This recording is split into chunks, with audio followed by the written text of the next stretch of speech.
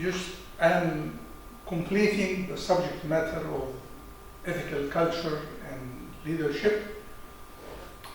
In the last lecture, I was elaborating on certain tools and mechanisms that are used to enforce and to emphasize the ethical culture of the organization. Ethical hotlines, ombudsman, and whistleblowing. I mentioned that the ethical hotline and communication are means to get people to get answers to their concerns, to their questions, to clarify certain matters regarding to ethical issues and problems that they face. It is important that the various means of communication in the organization should emphasize the ethical standards and the ethical commitment of the organization to these standards. Important in this regard is that organizations should recognize ethical behavior, ethical conduct, not just recognizing them, but also providing rewards, incentives, encouragement. These incentives, you don't need to be financial incentives. They could be recognition by management, appreciation by top management to certain behavior that is worthy of recognition and worthy of appreciation and rewarding. The issue or the mechanism of whistleblowers or whistleblowing. Whistleblowers are people who communicate and who express that certain unethical behavior is about to take place or has taken place. Unethical or illegal to disclose, to communicate, but they have to have channels to whom such communication will take place. Whistleblowing need to be directed internally, and it should be protected. Whistleblowers, people who will report that certain illegal or unethical behavior has taken place, they need to be protected against what could be directed to them. Without the protection, without such protection, these people might be subjected to harms by their superiors, by their managers. So it is important to provide the protection to whistleblowers. I have mentioned in a previous lecture that in Egypt we don't have a law to protect whistleblowers, to protect people who report about corruption practices in public organizations, in the government. Lacking this legal protection makes people afraid of reporting about certain illegal or corrupt practices, fearing that they might be harmed out of reporting such incidents. Okay, ombudsman. Ombudsman is a mechanism that allows reporting wrongdoing, illegal, unethical practices, and means of following up, means of processing such information, means of enforcing, the standards or the corrective action that need to take place. The term ombudsman is originally created or has originally been used by Scandinavian countries. And in fact, they have a system in their government structure, that allow people to report any wrongdoing to this entity called ombudsman. Such reporting would be handled by the ombudsman, and the ombudsman would investigate, would gather more information, would listen to witnesses, and also would take action regarding this wrongdoing. In Arabic, it's called Diwan al-Mazalim. The equivalent Arabic term for ombudsman, and a number of Arab countries have created this. Among these countries is Jordan. Jordan has Diwan al-Mazalim, which is equivalent to the ombudsman. Organizations could have ombudsman. They could have a unit to receive through the hotlines reports, information about malpractices, wrongdoings, and such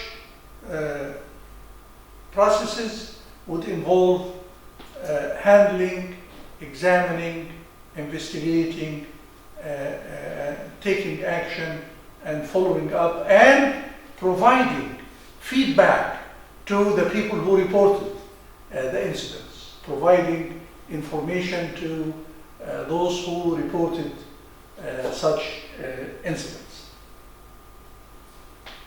Okay, third,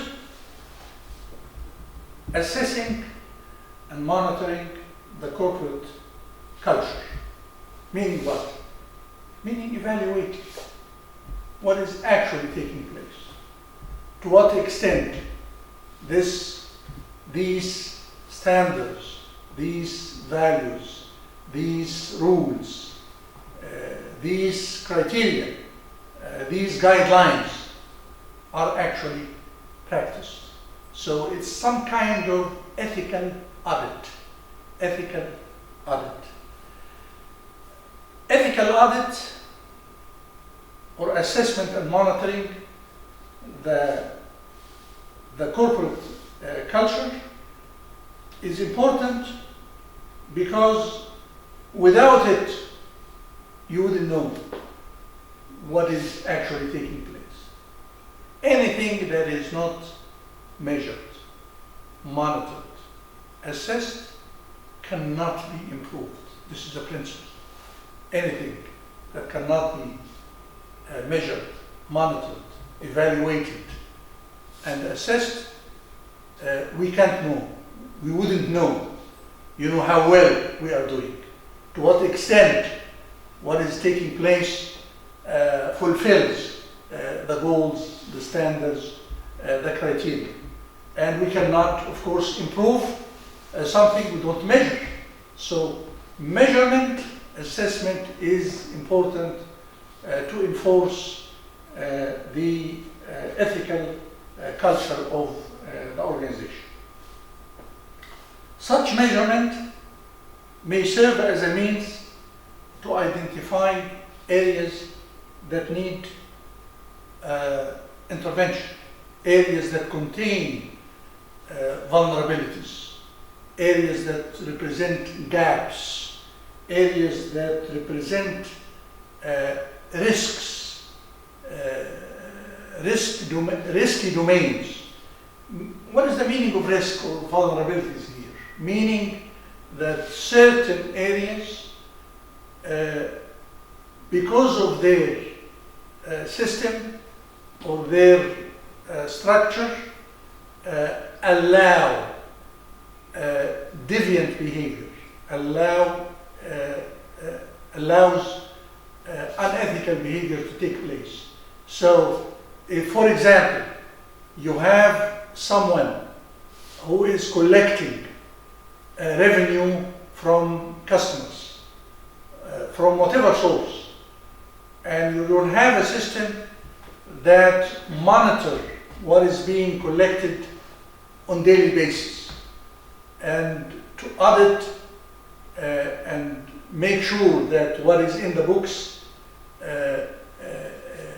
corresponds to what is actually has been collected.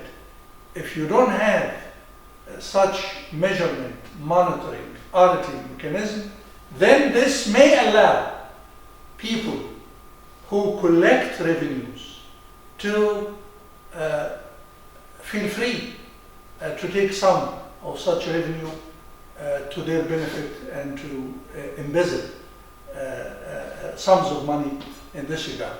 So you need to have in any system, not just ethical culture, in any system you need to have a system of a mechanism of assessing, measuring, evaluating what actually takes place. It is important here that not just the risk areas, but also areas that do not reflect the accepted bases or the accepted values or standards. If certain areas do not have the accepted standards, ethical values, then these areas will be vulnerable and they should be subject to intervention, modification, and change. It would be alarming sign. It would be alarming sign to have certain areas that are not well covered by such basic standards.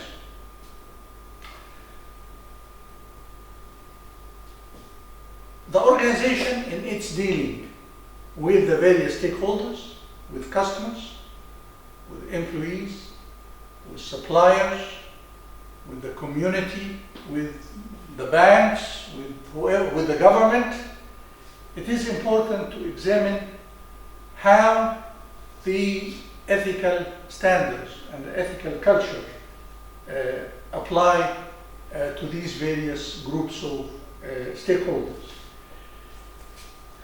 Key and critical areas that reflect how committed the organization to its ethical standards are represented by management practices in general and the area of finance in particular, because the area of finance is lucrative, attractive, vulnerable. People, if there are gaps, if there are certain loopholes in the control, the monitoring system in this area, it is easy to have wrongdoings, embezzlement, corruption, whatever. What is the role of government in mandating and enforcing ethical cultures in organizations? Governments could issue governance guidelines for companies, rules, standards, guidelines with regard to how authority is structured, distributed, practiced, and accounted for. So, meaning how authority is distributed and practiced, and also to what extent there is accountability that corresponds to the authority that people have in the organization. The authority of the board, the authority of the executives, the authority of the various components of the organization, and to what extent there is an accountability system that balance the exercise of authority and decision making in this regard. This is the meaning of governance. So governments usually issue governance outlines or guidelines for companies to adhere to. Regulatory bodies of the government play also an important role in this regard. For example, the Stock Exchange Commission, the Financial Control Authority, the Ministry of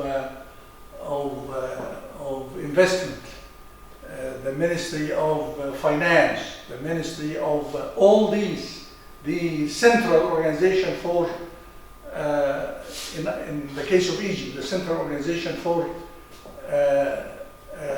accounting, الجهاز المركزي للمحاسبات. All these regulatory bodies could also represent government bodies that try to enforce governance and accountability rules and guidelines.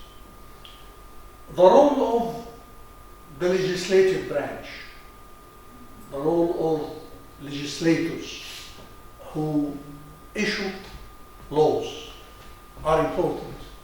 is important in this regard, because they inject within the law the requirements of adhering to governance and accountability and integrity guidelines. Also, the role of the courts. The courts receive cases and they apply the law, but their decisions could represent benchmarks, could represent standards, so they play a role also in enforcing the ethical cultures of organizations. The United States Security Commission has defined as a good example in this regard, has provided due diligence rules and procedures in preventing crimes that are committed by companies, corporations, and to provide minimum requirements for effective compliance and ethics program. Minimum compliance to good governance, good corporate governance, and good ethical practices in the corporate sector.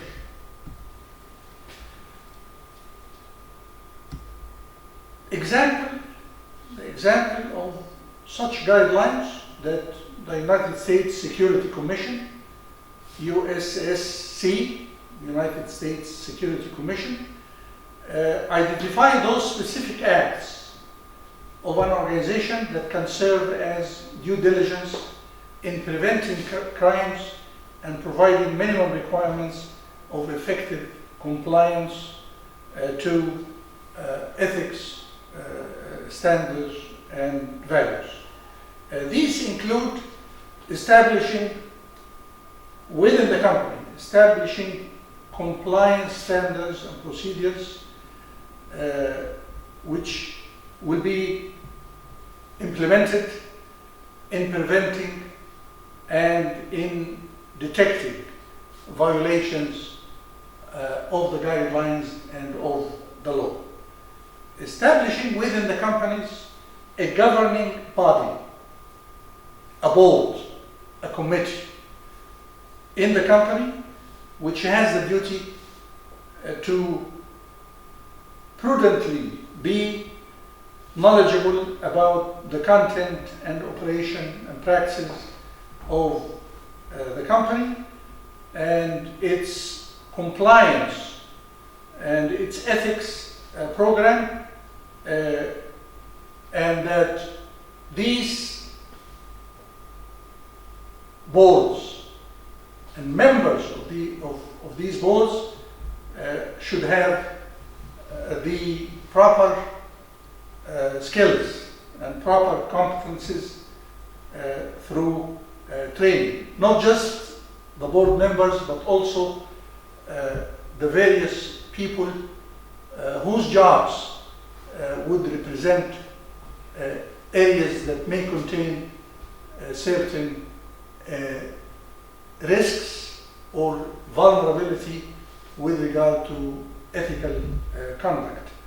Assign a specific high-level person in the company to oversee the compliance and to be responsible for the day-to-day operations of the ethics or the ethical program. This individual should report directly to the board or other governing authority and shall have sufficient resources to implement its tasks and its role in this regard. Use due care not to delegate important responsibilities to known high-risk persons. What does this mean? The United States Security Commission includes a statement or an element or an item here that people who could be considered as high-risk people, high risk in terms of the amount of authority that they have, in terms of the amount of resources that they have, in terms of the leeway, the kind of decisions that they have. It is important that such people should not be given high discretion, high authority, that they should be under surveillance and under monitoring and under control, meaning restricting their authority and their leeway in this regard. Communicating the program effectively to all employees and agents and to all the people with whom the organization interacts. In addition to the board, that it should receive training in this regard. Training must be conducted throughout the organization to leaders, executives, employees, and to whoever deal with the external stakeholders. The program also, the guidelines contain monitoring and auditing program to ensure the effectiveness and to detect any criminal, any illegal activity, and to establish a retribution-free, anonymous, or confidential means for employees and agents to report possible violations possible misconduct, possible illegal practices to management or to seek guidance in this regard. Create an incentive and disincentive structure, the area that I made reference to, that there need to be an incentive system to enable the encouragement of conduct that is consistent with the guidelines, and also to detect and discipline employees who violate the guidelines and the standards set. Respond promptly and appropriately to any offenses to remedy any program deficiencies, meaning what? Meaning examining the whole set of practices of the program and introduce whatever corrective action, whatever modification that would make it effective in this regard. Okay. The last item here is moral or ethical intelligence and its competencies. Now, let me just emphasize here that this is not contained in the text. This is an additional subject related to the subject matter of ethical culture, leadership, and governance. Moral or ethical capability or intelligence is different from mental and emotional intelligence. Okay? We know that mental intelligence means the ability to analyze, the ability to solve problems, the ability to relate, to compare, to come up with conclusions, deductive thinking. This is the mental. The emotional intelligence relates to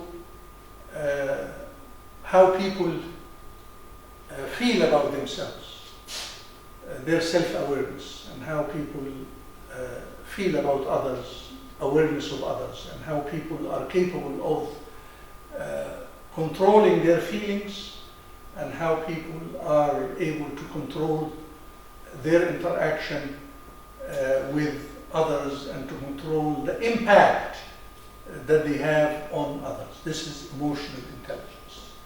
Ethical intelligence is something else. It's different than, as I said, is different than mental and emotional intelligence.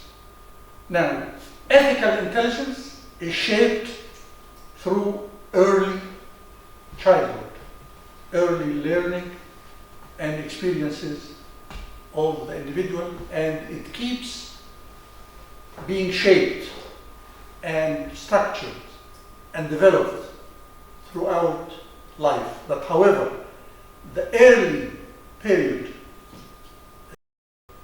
of the life of the person, from childhood to becoming an adult, the experiences accumulated shape the ethical intelligence and ethical competences of the person. Linnick and Kiel, in their book published in 2005 with the title Moral Intelligence, define moral skills and competences to belong to 10 areas or elements. The first group they call integrity. They call integrity. And they consist of 4 sub-competences or sub-areas, sub-elements. One is acting consistently with principles, values, and beliefs. Not changing. In one situation, they act ethically, in another situation, they violate the same ethical principle or standard. No, they act in a similar way, they act consistently, and they adhere in their actions to principles, values, and ethical beliefs. Second, they are truthful. They tell the truth. They don't lie. They don't lie. Telling the truth is another element of ethical intelligence, and it belongs to the subset called integrity. Standing up for what is right. Meaning what?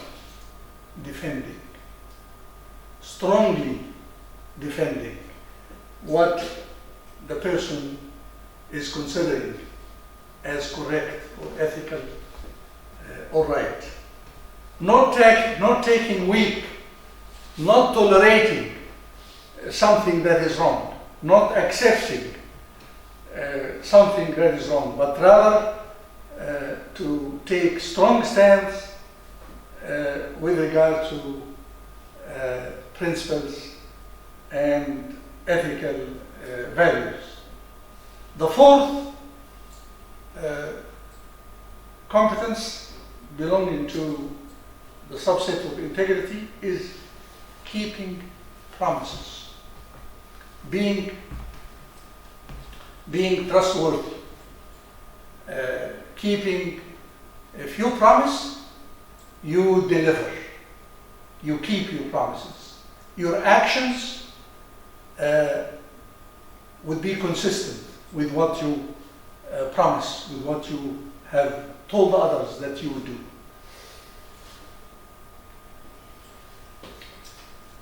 The second set, they call it responsibility.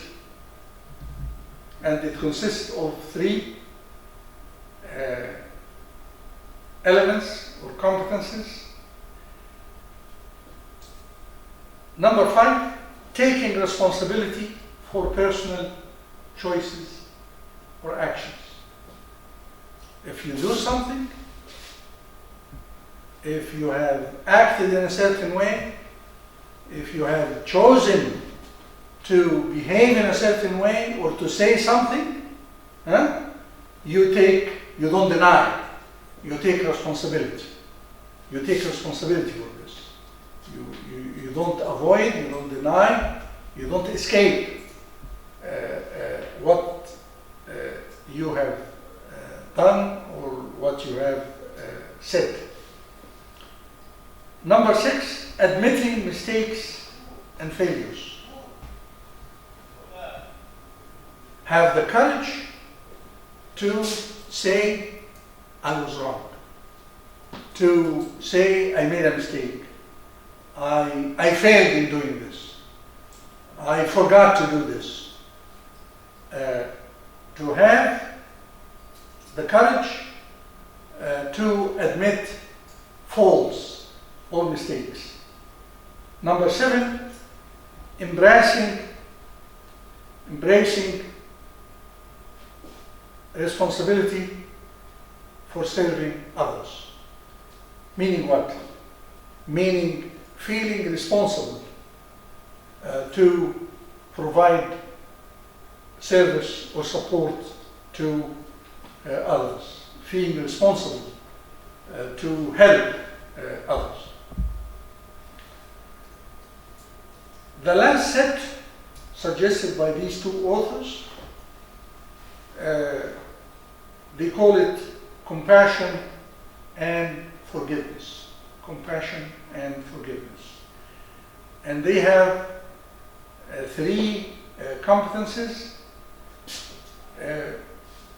Actively caring about others,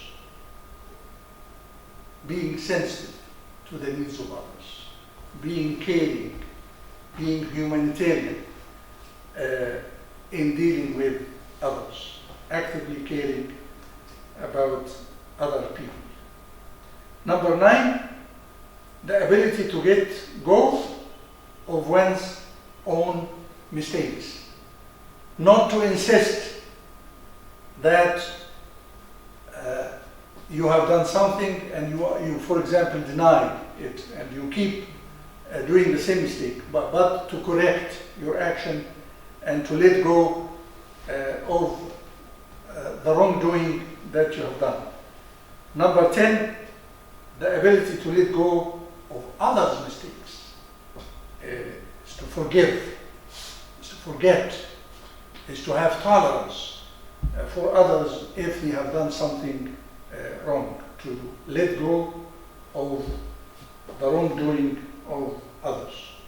Now, these are the 10 competences suggested by Linnick and Keel. I, your instructor,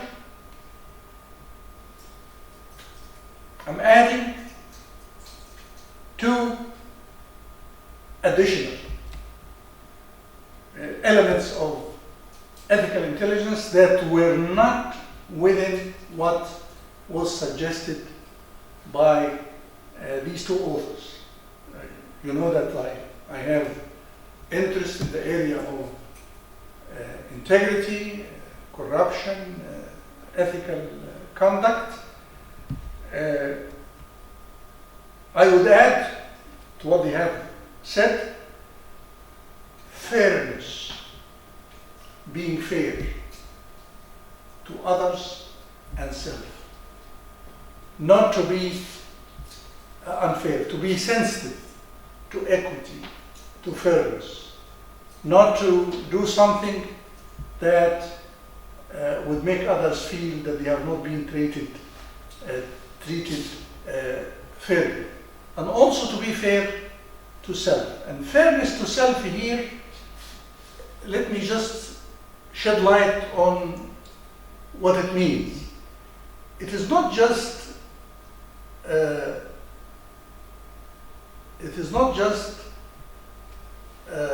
resenting wrongdoing that would make me feel that I didn't get what I deserve, what I fairly deserve, but also not accepting extra that I don't deserve.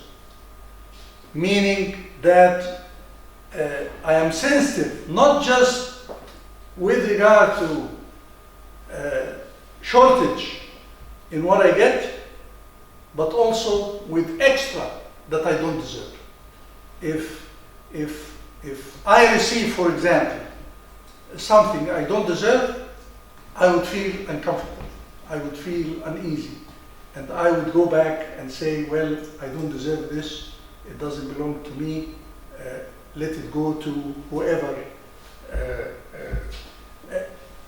People who are that fair are very ethical. The likelihood that their ethical competences would correlate with this fairness to self, not to accept extra or extras that they don't deserve, is likely to be correlated with the rest of the 10 items suggested by the 2 authors. Number 12 is honesty. Honesty is, of course, to be honest, not to steal, not to do wrong things, to be transparent, to be honest in one's practices and whether this honesty is observable to others or it is overt. Honesty here, I am the judge of myself. I have a conscience, and my conscience tells me that I should be honest. So I don't commit any dishonest acts because my conscience would be hurt in this regard. So honesty would be driven by one's own vivid and alive and strong conscience. I hope you understand. I hope you will grasp what I said, and I'll see you in the subsequent lecture بإذن الله. مع السلامة.